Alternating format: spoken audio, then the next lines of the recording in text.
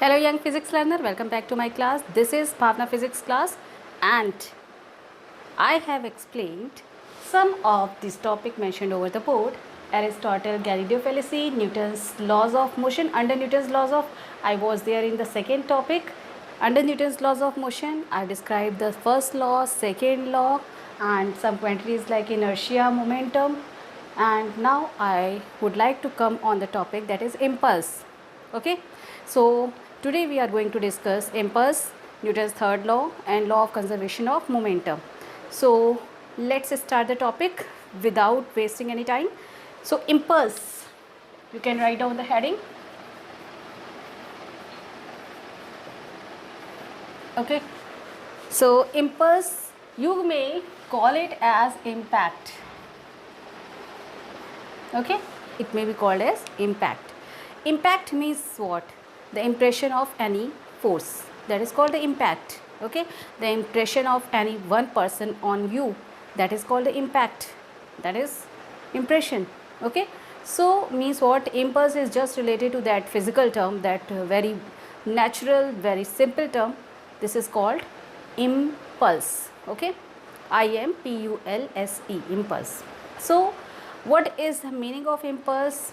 How can we define impulse? That's based on some examples first. Here, if I am going to, this is my punch. If I would like to punch someone, like here in this way, so in which manner the impact of the impression of this this punch would be more stronger, more impressive? Just tell me. I'm going to give you the two cases of that impulse and you will describe it later on. Okay, this is my punch and I am just applying this punch over to the screen this way. Okay, are you getting? This is the first case, this way. Okay, now the second case, I am applying the punch over to the screen like this way. Okay, so in out of these two cases, in which case you may say that the effect of this punch is more? Obviously in the second case. This is for 9th class too, so I am describing with some very basic example. So the case number 2, that means where I have applied the same force for the shorter period of time. This one is longer period of time, this one is shorter period of time. So the impact of this force is more in the second case, the shorter period of time. Are you getting the concept? So out of these two cases, in my first case and in my second case, okay, what is the difference? I am applying the force for the interaction of force with the object. The screen is the object. The interaction of the force with the object is for long duration in the first case. Are you getting? And for the short duration, the impact of force, if the force is applied for short duration, the effect is large, more. So impulse is just related to the larger force for the shorter duration. If the duration is very short, then the effect of force is more. And if the duration is long, large, then the impulse effect, that means effectiveness of that force, is less. So impulse is just related to the force and the time duration term. Okay, it is based on the two factor. Impulse is based on two factor. First one is force and second one is time duration.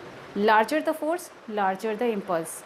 Shorter the duration, larger the impulse. Getting my point?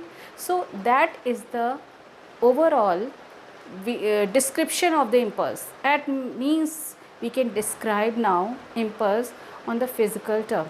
So first of all, मैंने आपको जो पहली definition बताई वो बहुत ही basic और general थी कि impulse होता क्या है? It is the impression of force over the object. Object कौन सा है जिस पे फोर्स अप्लाई हो रहा है, उसको हम कहेंगे object.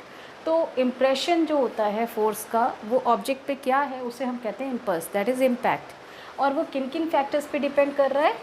Impulse depends on two factors, it depends on force and time duration of force. Okay, तो force should be larger and time duration should be shorter. So the third point is the basic definition of impulse. That means we can describe impulse is the product of force and time duration. Time duration of what? Time duration किस चीज़ में? Time duration of interaction between the force and the object. जैसे मैंने first case में time duration ज़्यादा है, मैं slow move करके apply कर रही हूँ, और सेकंड केस में टाइम ड्यूरेशन कम था। तो टाइम ड्यूरेशन जब कम है तब इम्पल्स इफ़ेक्टिव ज़्यादा है। क्लियर? तो इसलिए इसको हम डिफ़ाइन कर सकते हैं इम्पल्स को in the physical manner. We can define it like the product of force and time duration. So impulse is represented by I, impulse I, that should be equal to force into time duration delta t. Okay, that is the basic formula for impulse. Now you can see from the formula, force is a vector quantity, force का direction होता है, time is a scalar quantity, and impulse again if you are multiplying the vector quantity with the scalar, then it will come as vector quantity. So it is a vector quantity. Impulse is a vector quantity. Unit निकाल सकते हैं, कोई भी physical quantity जब आती है, introduce होती है, तो उसकी यूनिट निकालना रिक्वायर्ड है। तो इम्पल्स की यूनिट क्या हो जाएगी? फोर्स के लिए न्यूटन और टाइम के लिए सेकेंड। तो Newton into second is the unit for impulse, and it is a vector quantity, यानी इसका डायरेक्शन होगा और इसका डायरेक्शन वही होगा जो फोर्स का डायरेक्शन है। ठीक है, जैसे आपके जब न्यूमेरिकल्स आएंगे तो उसमें केस आता है कि एक बॉल है, सपोज़ एक बॉल है, जनरली न्यूमेरिकल यही बनता है। एक बॉल है, जो बॉल यहाँ पर है, एक इस वॉल से कोलाइड करती है और फिर रिटर्न बैक होती है, तो इसमें इम्पल्स निकालना है। फोर्स की वैल्यू दी हुई होती है, टाइम ड्यूरेशन दे दिया जाता है, कितने टाइम के लिए इंटरेक्ट कर रही है, आप इम्पल्स इस केस में निकाल सकते हो। इसी का एक दूसरा केस आ जाता है कि बॉल इस तरीके से आ रही है, जैसे कैरम बोर्ड खेलते हो, कैरम बोर्ड में सबसे ज़्यादा इम्पल्स का यूज़ हो रहा है, carrom board is the best example for impulse. तो अगर इम्पल्स याद करना हो तो कैरम बोर्ड याद करना, ठीक है। अगर आप स्ट्रेट मारोगे स्ट्राइकर तो ऑब्वियसली रिटर्न बैक होकर के स्ट्राइकर वापस आएगा, और अगर स्ट्राइकर किसी एंगल पे डाल रहे हो तो वॉल से इंटरेक्ट करके, वॉल से इम्पल्स अप्लाई करके ये वापस इस डायरेक्शन में आएगा। So that is the case. इस तरीके के कुछ केसेस बनते हैं जो न्यूमेरिकल में यूज़ होते हैं, ठीक है। तो वो अभी मैं न्यूमेरिकल कराऊंगी। मैंने आपको बताया कि ये चैप्टर में आगे अभी यहाँ तक आपका सिंपल है, इक्विलिब्रियम ऑफ फोर्सेस तक। इसके बाद जो केसेस शुरू होंगे वहाँ से आपके न्यूमेरिकल की लेवल्स शुरू हो जाते हैं, from the easy level to the difficult level. So we will go through with that one. So first of all, you must have the clear concept. You must have the clear concept of these topics, and then you can apply the concept over the numerical portion. Got it? So impulse is clear to you. Now we will prove that impulse is equal to momentum. यानी momentum में change अगर लाना है तो हमें impulse के equivalent value आनी चाहिए। यानी आप यहाँ पर डेरिवेशन प्रूव कर रहे हो, relation between impulse and momentum.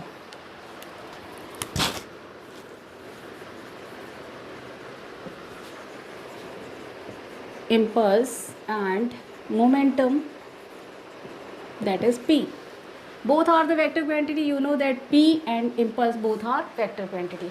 Okay, so we will prove it. As you know that I is equal to F into delta T. Now what is F? F is equal to ma. You have proved it from second law, Newton's second law of motion. F is equal to m into a. So m into a into delta t. Now mass of the body, here acceleration is equal to rate of change of velocity. So we can write it as this one, as a is equal to delta v, rate of change of velocity. Rate means क्या होता है? Anything divided by time, that is called rate. So this one, delta t and delta t cancelled out and you will get m delta v. What is the meaning of m delta v? mv minus u. V is the final velocity and u is the initial velocity. Okay, so final velocity, initial velocity v and u, because there is a change in the velocity, and then you can write that m into v minus m into u, which is p final momentum, mv is momentum. So final momentum minus initial momentum, I for initial, f for final, you will get change in momentum. So impulse is equal to change in momentum. That means what कि अगर momentum में change हो जाता है तो वहाँ पर impulse apply हुआ है. ऑब्वियसली अगर मैं यहाँ पर कैरम बोर्ड का वॉल बनाऊँ तो कैरम बोर्ड के ये वॉल्स हैं, ये स्ट्राइकर है. स्ट्राइकर को अगर आपने यहाँ हिट किया है, इधर हिट किया स्ट्राइकर को, ये वॉल से कोलाइड करके इसमें इम्पल्स डाल करके वापस आएगा. तो यहाँ पर इनिशियल वेलोसिटी है, यहाँ पर फाइनल वेलोसिटी है. ऑब्वियसली फाइनल वेलोसिटी और इनिशियल वेलोसिटी में चेंज आ जाएगा. And whenever there is a change in the initial and final velocity, there is a change in momentum. So जो वॉल और स्ट्राइकर के बीच में कोलाइजन हुआ उसमें इम्पल्स का रोल था. वहाँ पर इम्पल्स अप्लाई हुआ because impulse is corresponding to force into time. So impulse is applied and that impulse is corresponding to the change in momentum. वही impulse, वही wall का interaction, striker and wall interaction, जो striker है उसके momentum में change लाएगा. Clear है ये? तो ये आपका impulse topic है. इसमें आपका ये question आता है, what is the relation between impulse and momentum? Clear? चलो, come to the Newton's third law. बहुत ही simple small statement of Newton's third law, that is to every action there is equal and opposite reaction. Newton's third law which is also called law of action and reaction.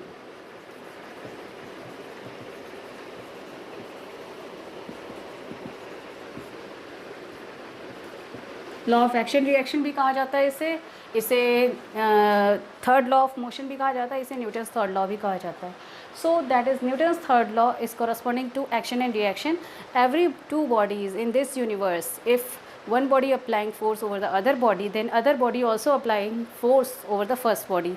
जैसे कि आपको सन और अर्थ के भी example में आपको ये 9th class के बच्चों के लिए और 11 दोनों क्लास के बच्चों के लिए कि सन अगर अर्थ पे ग्रेविटेशनल फोर्स लगा रहा है, अपनी तरफ अट्रैक्ट कर रहा है, तो अर्थ भी सन को अपनी तरफ अट्रैक्ट कर रही है. क्लियर? ये कॉन्सेप्ट बिल्कुल अच्छे से क्लियर होना चाहिए. अगर अर्थ सन पे अट्रैक्ट नहीं कर रही होती तो इक्विलिब्रियम ऑफ फोर्सेस नहीं होता, दोनों फोर्स इक्वल एंड अपोजिट नहीं होती और अर्थ अपने प्लेस पे नहीं रह पाती. वो सेंट्रीपिटल फोर्स है जिसके बेसिस पे अर्थ सन के अराउंड रिवॉल्व कर रही है. ठीक है? तो हर टू बॉडीज़, जितनी भी यूनिवर्स में टू बॉडीज़ हैं, दोनों एक दूसरे पर एक्शन एंड रिएक्शन फोर्स लगाती हैं.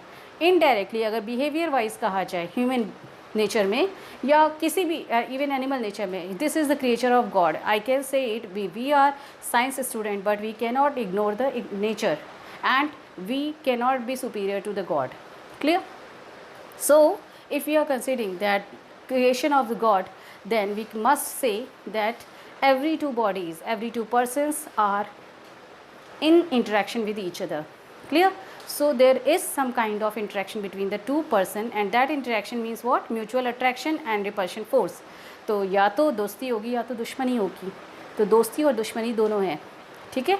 किसी भी दो पर्सन के बीच में, किसी भी दो एनिमल्स के बीच में, किसी भी दो क्रिएचर के बीच में there is a mutual interaction and that is the law of action and reaction. Actually इसी आई थिंक दैट इसी माइंड से, इसी माइंडसेट से न्यूटन्स ने भी ये लॉज जो डिस्कवर किए और जो पूरी तरीके से एप्लीकेबल हैं इस यूनिवर्स में, तो उन्होंने भी इसी तरीके से ही सोचा होगा. Everything is related to we creation, that is human being as well as nature. Clear? तो हमें भी इसी तरीके से सोचना चाहिए अगर आप साइंस डीपली पढ़ रहे हो तो. That every two bodies are in connection, in interaction with each other and that interaction is action and reaction. No person is there which do not apply some action over the other and no other person is there which do not react the first person. Got my point? तो यहाँ पर अगर ये दो bodies हैं तो first body अगर second body पे फोर्स लगा रही, this is m1 mass body, this is m2 mass body, regardless of their मास. ठीक है? इनके मास पे इम्पैक्ट नहीं करता, सन और अर्थ के मास में डिफरेंस है. So regardless of their mass, if first body is applying force over the second body as F1, this is first body, this is second body, and second body is applying some force over the first body, that is F2, then according to law of action and reaction, to every action there is equal and opposite reaction. So if first body is applying force, then F1 and F2 magnitude wise they are equal, but the direction wise they are opposite. That means F1 is equal to minus of F2. That is the law of action and reaction. Simple statement: to every action there is equal and opposite reaction. ठीक है. तो अगर कोई person, एक person किसी को पंच करता है दूसरे पर्सन को, तो दूसरा पर्सन जिसको पंच लगा है एक्चुअल में उसको डिसअपॉइंट नहीं होना चाहिए, क्योंकि जो उसको पंच लगा दूसरे पर्सन को, वो पंच का इम्पैक्ट पहले पर्सन पे भी आया, उसके हैंड में भी कहीं ना कहीं फोर्स अप्लाई हुआ बिकॉज ऑफ योर मास. ठीक है. ये अलग बात है कि वो फर्स्ट पर्सन को यही लग रहा है कि उसने पंच दिया, उसने फोर्स अप्लाई किया है, but your body also react to that force by the first person, and that is why for that action also there is indirect invisible reaction from the person, other person. Got my point?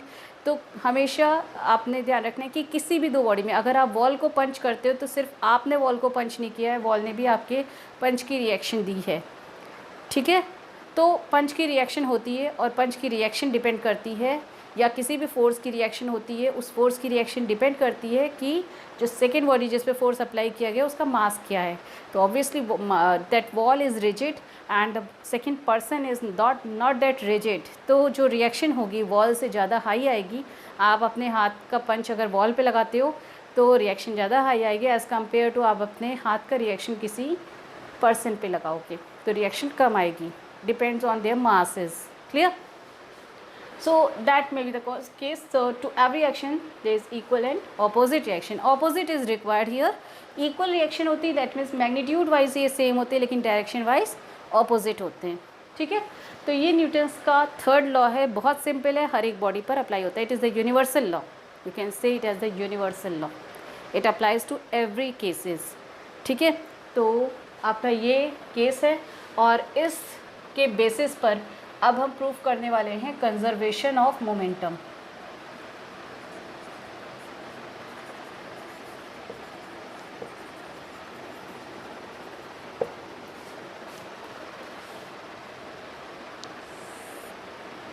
चलो, conservation of momentum से पहले हम आते हैं conservation of energy पे. What is conservation of energy? That energy can neither be created nor be destroyed, it can convert from one form to other form. तो overall energy, जो total energy होती है वो कांस्टेंट होती है. Conservation of momentum भी ये कहता है कि अगर दो बॉडी एक दूसरे के इंटरेक्शन में आती हैं तो उनका जो टोटल मोमेंटम होता है वो कंजर्व रहना चाहिए, यानी नेट मोमेंटम की जो वैल्यू होनी चाहिए वो कांस्टेंट होनी चाहिए before the collision and after the collision. So we will prove this one. Okay. तो we will take the case that this one is the first body, this one is second body. First body mass is m1, second body mass is m2. The initial velocity of first body is u1, initial velocity of second body is u2. They are going to collide with each other, and after the collision they move with the velocity v1 and v2. This collision is elastic. The condition is what? The collision must be elastic. Okay. So we will take the case here that masses are same and the collision is elastic. तो उस case में हमें यहाँ पर consideration लेनी है that force applied by the first body to the second body is F21. Force applied on second body to the first body. F21 क्या है? 2 पहले आया है, that means force applied on second body by first, and F12 means force applied on first body by second. Okay. दोनों में statement में difference देख लो. तो ये जो थोड़ा सा थ्योरेटिकल पार्ट होता है ये आपको लिखना होता है किसी भी डेरिवेशन से पहले. Let the masses of two bodies are m1 and m2 and they are initially moving with velocity u1 and u2, After collision, they move with the velocity v1 and v2. The force applied by first body on the second body is F21 and the force applied by second body on the first body is F12. Then by, अब इसके आगे हम derivation करेंगे. So remove this term. ये बहुत ही simple है, इसलिए मैं इस पर ज़्यादा टाइम नहीं लगाना चाहती हूँ, क्योंकि नेक्स्ट मेरा वीडियो आपके लिए आ जाएगा इक्विलिब्रियम ऑफ फोर्सेस पे, और बहुत ही इंटरेस्टिंग और अच्छे न्यूमेरिकल आने वाले हैं. और यहीं पर 9th क्लास वालों को मींस इक्विलिब्रियम ऑफ फोर्सेस ये नेक्स्ट क्लास अटेंड करने के बाद 9th क्लास को क्लासेस छोड़ देनी है इस चैप्टर के लिए. Till this point their course is their syllabus is finished. Okay, though if they want to learn more, there is no foundation, no restriction to them, they can go through with these topics, but I know at some limit you will leave the class. So here conservation of momentum, this one. अब यहाँ पर हम लगाएंगे Newton's का second law. By Newton's second law. क्या है Newton's का second law? This is also called law of momentum. इसको हम कहते हैं न्यूटोनियन फिजिक्स. आगे की क्लास में ग्रेजुएशन में, whether you are doing BTech और बीएससी और any other course, if you are going through with the science stream and और if you are attending that physics class in higher degree, then what will happen that you have to go through with the Newtonian mechanics and Galileo mechanics and Aristotle mechanics. okay, तो थोड़ा theoretical part बढ़ जाता है जब आप आगे की class में जाते हो. वहाँ पर as such न्यूमेरिकल थोड़े कम होते हैं, थ्योरेटिकल रिसर्च लेवल बढ़ता है. ठीक है, तो इसीलिए कॉन्सेप्ट पे बहुत ध्यान देना होता है अगर फिज़िक्स में इंटरेस्ट है तो. Concept is most important part of physics. So Newton second law के बेसिस पे you know that force that should be equal to change in momentum divided by time duration. Rate of change of momentum is called force. That is the Newton's second law. ठीक है, आपने इसी law को use करना है क्योंकि आपको momentum proof करना है. तो if we are applying for F12 force applied on the first body by the second F12. ठीक है, F12 की बात करें, ध्यान रखना इस बॉडी पर फोर्स की बात कर रहे हैं. ठीक है, तो चेंज ऑफ मोमेंटम भी फर्स्ट बॉडी में ही हो रहा होगा. ठीक है, तो चेंज ऑफ मोमेंटम कितना है? Mass of first body and momentum change v1 minus of u1 divided by let the time duration of interaction is t. Time duration जो डेल्टा t था उसको हमने t कंसिडर कर लिया. उसी तरीके से ऑल्सो F21 यानी force applied on second body due to first one. तो अब जो मोमेंटम है, क्योंकि फोर्स सेकेंड बॉडी पे अप्लाई हो रहा है तो मोमेंटम में चेंज सेकेंड बॉडी में ही हो रहा होगा. So we will write it as m2 v2 minus u2 divided by t. Clear है? अब इसके आगे हम क्या करेंगे?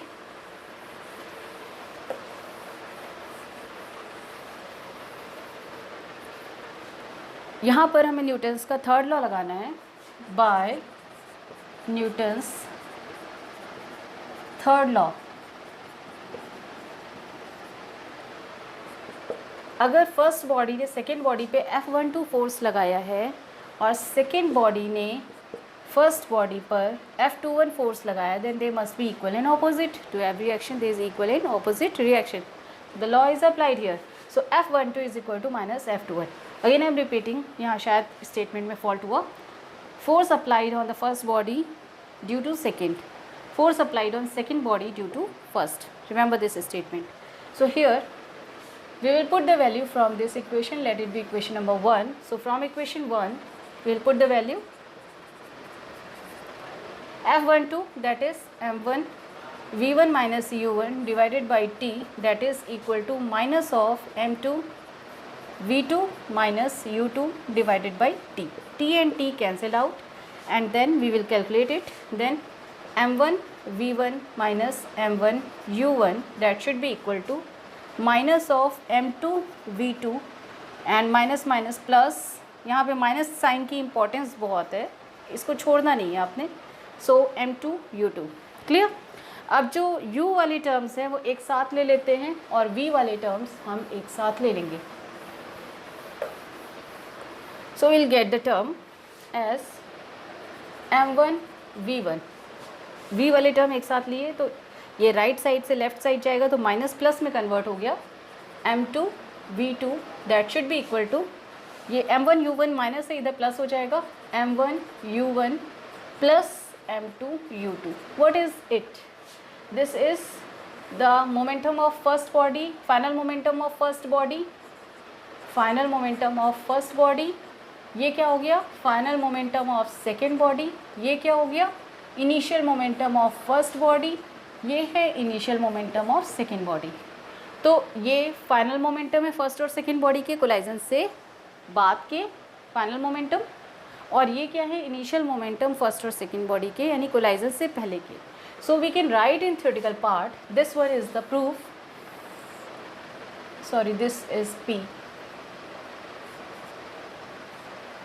Okay, now this is a proof that final momentum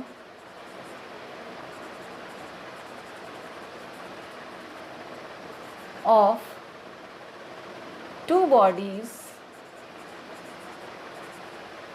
after collision, that is equal to initial momentum of two bodies before collision. Okay, तो इसको हम कह सकते हैं कि टोटल फाइनल मोमेंटम है और ये टोटल इनिशियल मोमेंटम है, यानी इनिशियल और फाइनल किस बेसिस पे डिसाइड हो रहा है? कोलाइजन से पहले और कोलाइजन के बाद का.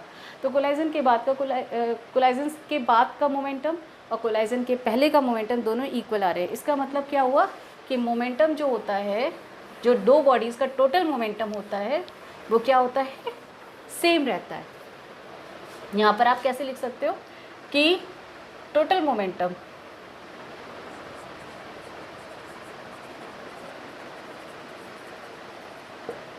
After collision is equal to total momentum before collision.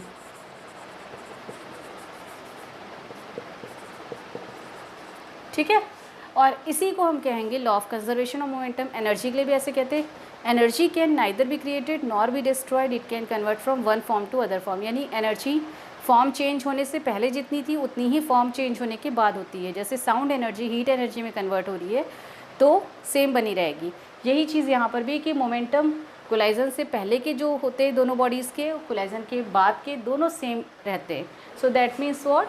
This is the proof of conservation of momentum.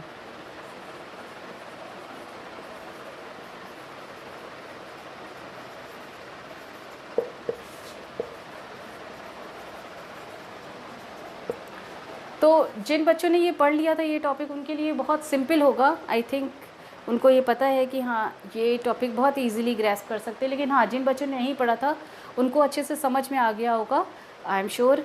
तो अगर आपको समझ में आ गया है तो आप इसे बता सकते हैं कमेंट बॉक्स में, और आगे क्या टॉपिक पढ़ना है इस ऑब्वियसली मैं इस सीक्वेंस में ही कवर अप करूँगी टॉपिक, क्योंकि यही सीक्वेंस करेक्ट है पिछले का बेस को अडॉप्ट करने के लिए. जैसे मैंने यहाँ पर Newton second law first law use किया, वैसे ही यहाँ आगे भी लॉज जब यूज़ होंगे तो उससे पहले की लॉज पता होने चाहिए, उससे पहले की क्वांटिटीज़ पता होनी चाहिए. इसलिए ये सीक्वेंस तो है.